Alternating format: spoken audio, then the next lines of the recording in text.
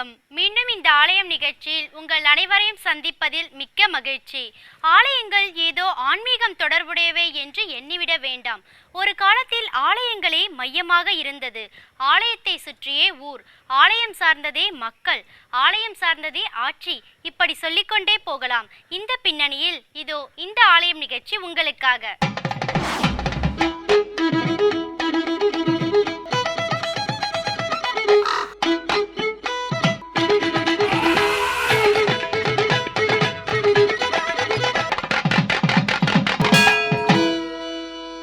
பசுவின் உடலெங்கும் பால் ஓடிக்கொண்டிருந்தாலும் மடுவில் தான் சுரக்கும். அதுபோல எங்கும் எவ்விடத்திலும் இறைவனின் அருள் நிறைந்திருந்தாலும் ஆலய கருவறையில் தான் சுரக்கும். அதனால் தான் நம் முன்னோர்கள் ஆலய தரிசனத்தை வலியுறுத்தினார்கள். ஒவ்வொரு கோவிலுக்கும் ஒவ்வொரு சிறப்பு. இனி இன்றைய நிகழ்ச்சியில் என்ன ஆலயம், என்ன சிறப்பு என்று பார்ப்போமா?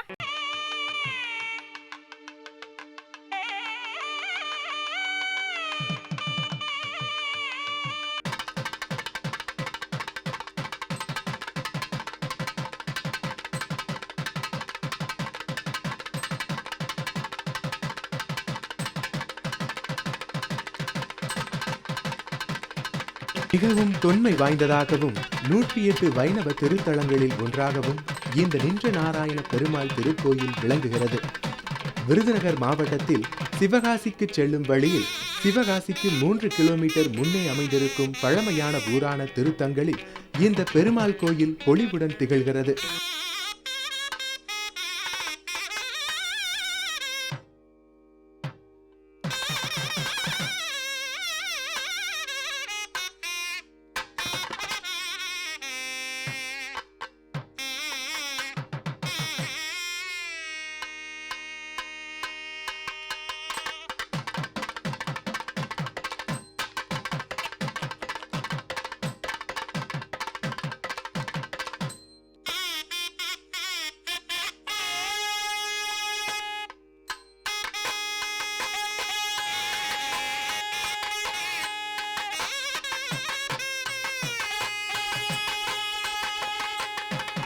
வராக சேத்திரம் என்று கூறப்படும் ஸ்ரீவில்லிபுத்தூர் எனும் ஊருக்கு அருகே உள்ள இந்த திருத்தங்கள் ஸ்ரீசேத்திரம் என்று அழைக்கப்படுகிறது. இந்த புண்ணிய சேத்திரத்தில் ஒரு யோசனை தூரம் வரை புண்ணிய பூமியாகவே திகழ்கிறது. இங்கே ஒரு புண்ணிய மலையும் 5 புண்ணிய தீர்த்தங்களும் அமைந்திருக்கின்றன. கிழக்கே பாஸ்கர தீர்த்தம், தெற்கே பதும தீர்த்தம், மேற்கே சங்க தீர்த்தம், வடக்கே சேம தீர்த்தம், வடக்கே சேஷ தீர்த்தம் இருக்க கங்கையின் அம்சமான அர்ச்சனா நதியும் இவ்வூரில் ஓடுகிறது.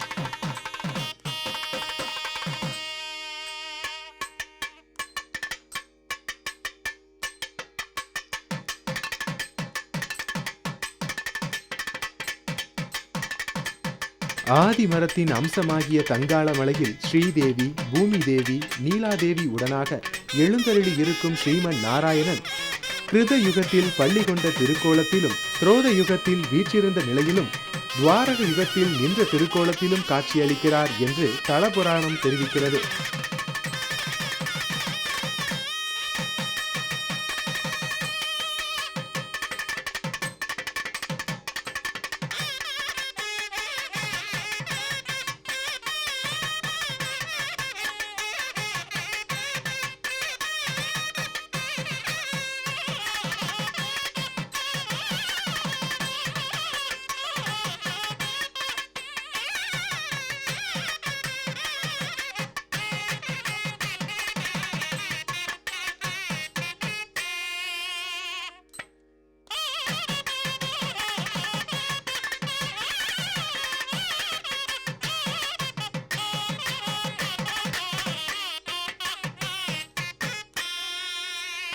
தெய்வீக வாசுதேவனாகிய நின்ற நாராயண பெருமாள் எழுந்தருளி இருக்கும் இந்த திருத்தங்கள் திவ்ய தேசத்தின் திருக்கோயில் 3 கெட்டுகளாக அமைக்கப்பட்டுள்ளது.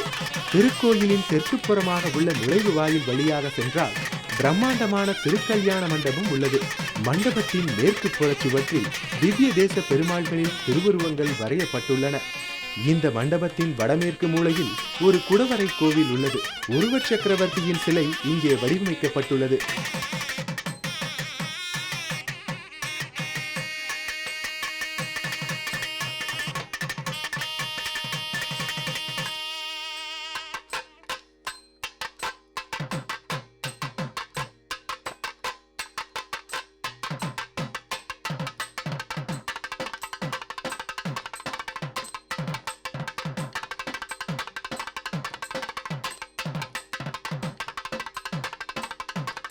இத்திருக்கோவிலை பற்றிய என்னென்ன தகவல்கள் நமக்காக காத்திருக்கின்றன என்பதை காணலாம், வாருங்கள்.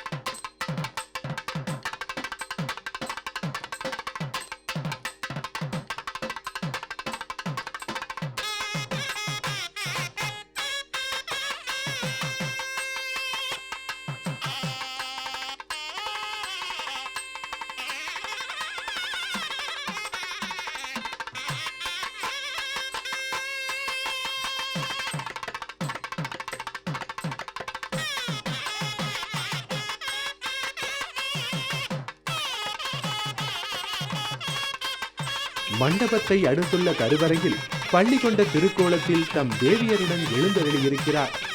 ஆண்டாள் திருக்கல்யாணத்திற்காக முன்னமே ரங்கநாதன் இங்கு தங்கியதாக கூறப்படுகிறது.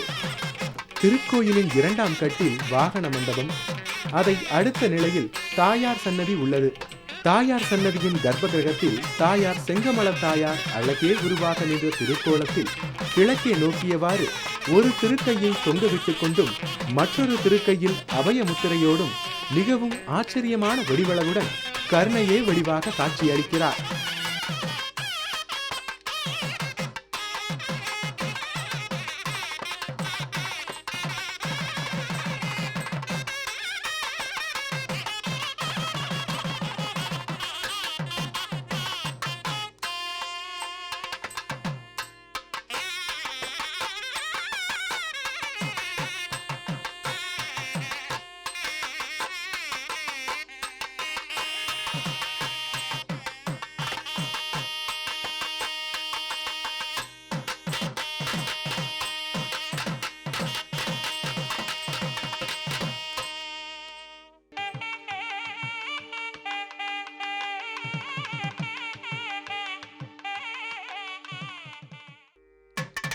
தாயார் சன்னதிக்கு எதிரில் திருவோண மண்டபம் உள்ளது.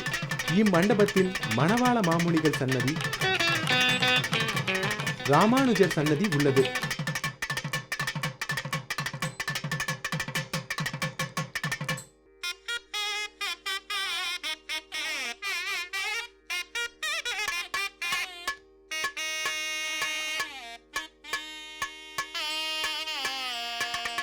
மூன்றாம் கட்டில் எம்பெருமானின் சன்னதிக்கு நேரெதிரில் கருடாழ்வார் தனது திருக்கையில் அமிர்த கலகத்துடனும் இடது திருக்கையில் கர்ப்பமும் தரித்துக் கொண்டு 2 கைகளையும் கூப்பியவாறு அஞ்சலி ஹஸ்தத்துடன் 4 திருக்கைகளுடன் காட்சி தருவது மிகவும் சிறப்பானதாகும். இந்த சன்னதிக்கு அடுத்ததாக ஆஞ்சநேயர் சன்னதி உள்ளது. இந்த சன்னதிக்கு அடுத்த பகுதியின் வடக்கில் ஆழ்வார் ஆச்சாரியர்களும் கண்ணபிரானும் எழுந்தருளியுள்ளதால் சுவாமிக்கு திருமஞ்சனம் கண்டறிகிறார்.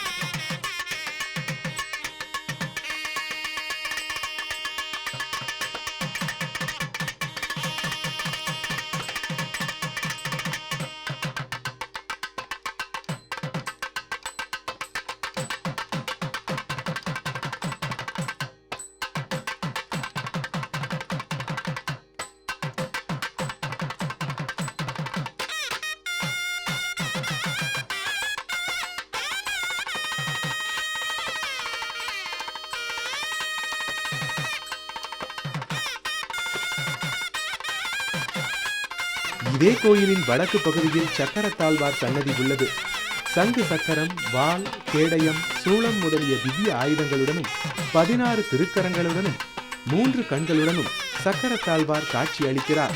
சக்கர தாழ்வாரை வழிபடுவதால் நல்ல புத்தி கூர்மையும் பயமற்ற தன்மையும் எதிரிகள் நாசமடைதலும் நல்ல பலன்களும் ஏற்படும் என்று கூறப்படுகிறது.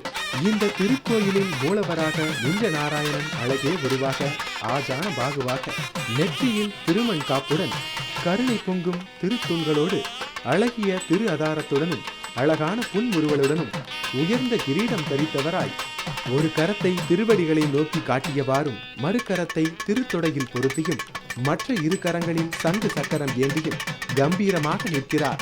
நின்ற திருப்பெருமாளுக்கு இடப்பக்கம் பூதேவியும் அவரை அடுத்து காம்பவதியும் உள்ளனர்.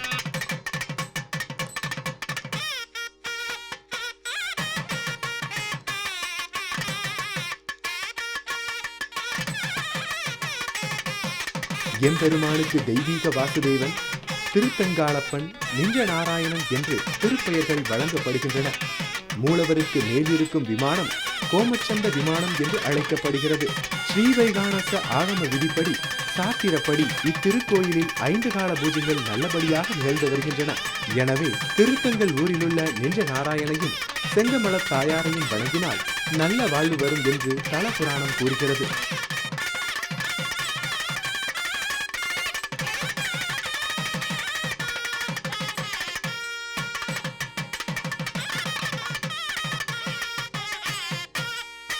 ஆலயம் நிகழ்ச்சியின் அடுத்த பகுதியாக வருகிறது திருப்புகழ்.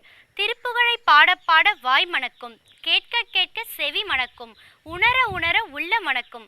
அந்த வகையில் இன்றைய பகுதியில் என்ன பாடல், என்ன விளக்கம் என்று பார்ப்போமா? எல்லோரும் இன்புற்றிருக்க நினைப்பதுவே அல்லாமல் வேறொன்று அறியேன் பராபரமே. புத்தியை வாங்கி நின் பாதாம்புயத்தில் எனும் கந்தர் அலங்கார பாடலில் இருந்து விளக்கம் பார்த்து கொண்டு வருகின்றோம். அருணகிரிநாத சுவாமிகளுடைய இப்பாடலில் நுட்பமான பல தகவல்கள் இருக்கின்றன என்பதையும் பார்த்து கொண்டு வருகின்றோம். பல்வேறு இடங்களிலும் சுற்றித் திரிந்து தீயவைகளிடமே பழக்கப்பட்டு போன இந்த புத்தியை மீட்டு உன்னுடைய திருவடி தாமரைகளில் வைக்க எனக்கு தெரியவில்லையே முருகா. அங்கு திருவடிகளை மட்டுமே குறிப்பாக சொல்ல காரணம் என்ன? வள்ளுவருடைய திருக்குறளிலும் திருவடிகள் திருவடிகள் என்று வந்தனவே ஏன்? தெய்வ வடிவங்கள் பல பல வடிவங்களாக இருந்தாலும் திருவடிகள் 2 தான் என்ன ஏன் என்பது. இதை விளக்குவதற்காக பாரதத்திலிருந்து வில்லி பாரதத்தில் அங்கே கண்ணன் சகாதேவனிடம் கேட்டான் அல்லவா, மகாபாரத யுத்தம் நடக்கக்கூடாது, அதை நிறுத்த என்ன வழி? கர்ணனுக்கு அரச பதவி, அங்கே அர்ஜுனனை சம்ஹாரம் செய்துவிட வேண்டும், திரௌபதியின் கூந்தலை களைந்துவிட வேண்டும். கண்ணாய் இன்னும் ஒன்று மீதி. என்னது அது? உன்னையும் இவ்வளவுக்கும் காரணமான உன்னையும் யான் கைப்பிடித்து கட்டுவனில் மகாபாரத யுத்தம் வராது. அப்பா எப்படியாடா முடியும்? கண்ணா, இந்த வடிவம் வேண்டாம், உன்னுடைய விராட் ஸ்வரூபத்தை விஸ்வரூபத்தை எடுத்து காண்பி. மாயவனும் அன்பன் மனமறிவான் பொருட்டு ஆய வடிவு 10,000 கொண்டான் என்று பார்த்தோம். அந்த அவ்வளவு வடிவங்கள் இருந்தாலும் திருவடிகள் 2 தான். எவ்வளவு முகங்களாக இருந்தாலும் சரி, அதை தன்னுடைய உள்ளம் என்னும் அந்த இடத்தில் வைத்து பக்தி என்னும் அந்த 2 கயிற்றால் கண்ணனுடைய 2 திருவடிகளையும் சகாதேவன் கட்டினான். கண்ணன் கட்டுப்பட்டான். பாரத யுத்தத்தில் சகாதேவா, உனக்கு என்ன வரங்கள் வேண்டுமோ கேட்டு பெற்றுக்கொள் என்று சொல்ல சகாதேவனும் பெற்றுக்கொண்டான். ஆகவே இறைவனுடைய திருவடிகள் 2 தான்.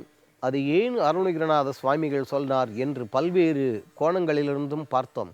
அப்படிப்பட்ட அந்த 2 திருவடிகளில் என்னுடைய சிந்தனையை புத்தியை வைக்க அப்பா தெரியவில்லையே.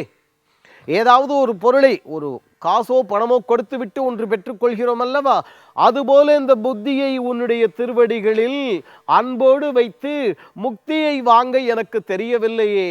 கந்தா, முருகப்பெருமானே, முதுசூர் நடுங்க சக்தியை வாங்க தரமோ. அப்பா, அந்த இடத்தில் அருணகிரிநாத சுவாமிகள் முதுசூர் என்கின்றார்.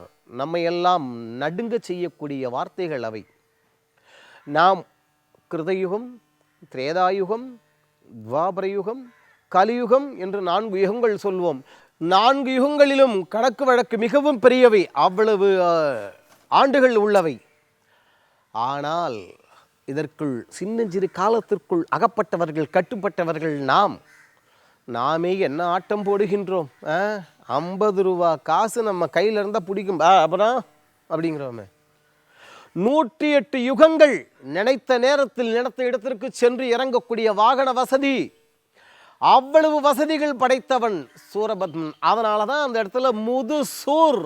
அவ்வளவு அனுபவம், அவ்வளவு செல்வ வசதி, அவ்வளவு ஆயுள், அவ்வளவு நீண்ட யுகங்கள், அவ்வளவு இருந்து அந்த சூரபத்மனை சம்ஹாரம் செய்தாயல்லவா அவனுடைய சக்தி வேலையை வைத்து. ஆமாம், ஒருவேளை அந்த சக்தி வேலையை வைத்து என் புத்தியை திருத்திக் கொள்ளலாமா? அப்பா அந்த வேலாயுதத்தை விடு, என் புத்தி திருந்தட்டும் என்று கேட்கலாமா என அருணகிரிநாதர் நினைக்கின்றார். ஆனால் சின்னஞ்சீறு செடி, அதை வெட்டுவதற்கு கோடாலியையா தூக்கி கொண்டு வர வேண்டும் அப்பா என்று. அதன் காரணமாகத்தான் முதுசூர் நடுங்க சக்தியை வாங்க தரமோ அப்பா, அதற்காக அந்த சக்தி ஆயுதம் வேலாயுதத்தையா கொண்டு வர வேண்டும், அதை விடுத்து என்னுடைய புத்தியை திருத்து என்றா நான் சொல்ல வேண்டும் என்று சொன்னவர் அடுத்த வரியிலேயே குவடு தவிடுபட குத்திய காங்கையினே என்கின்றார். குவடு தவிடுபட என்றால் இந்த சூரபத்மன் ஆணவ மலம். சூரபத்மன் அவனுக்கு ஒத்துழைப்பாக நின்று அவ்வளவு உதவிகளையும் செய்து கொண்டிருந்தவன் மாயாமலமான இந்த கிரௌஞ்சாசுரன், ஒரு மலை வடிவம் கொண்டவன். அவனை வேலாயுதத்தால் குத்தி சம்ஹாரம் செய்தவன் நீ. அதைத்தான் குவடு தவிடுபட குத்திய காங்கையனே என்று அருணகிரிநாத சுவாமிகள் அங்கே சொல்கின்றார். முருகப்பெருமான் வேலாயுதத்தால் அந்த கிரௌஞ்ச மலையை குத்த காரணம் என்ன, காங்கையனே என்று ஏன் சொல்ல வேண்டும்? அந்த 2 தகவல்களையும் அடுத்த நிகழ்ச்சியில் பார்த்து அருணகிரிநாத சுவாமிகள் அங்கே முருகப்பெருமானிடம் என்ன கேட்கின்றார் என்பதையும் அடுத்த நிகழ்ச்சியில் பார்ப்போம். ஆறுமுக வள்ளல் நம் அனைவருடைய உள்ளங்களிலும் இல்லங்களிலும் எழுந்தருளி எல்லா விதமான மங்களங்களையும் அருள வேண்டுவோம். அவன் அருளுவான். என்ன நேயர்களே, இன்றைய நிகழ்ச்சியில் இடம்பெற்ற கருத்துக்களும் காட்சிகளும் உங்களுக்கு பயனுள்ளதாக அமைந்திருக்கும் என்று நம்புகிறோம். இந்நிகழ்ச்சி குறித்த உங்கள் கருத்துக்களை எங்களுக்கு தெரியப்படுத்துங்கள். மீண்டும் வேறொரு ஆலயம் நிகழ்ச்சியில் உங்களை சந்திக்கும் வரை உங்களிடமிருந்து விடைபெறுவது சரண்யா. நன்றி, வணக்கம்.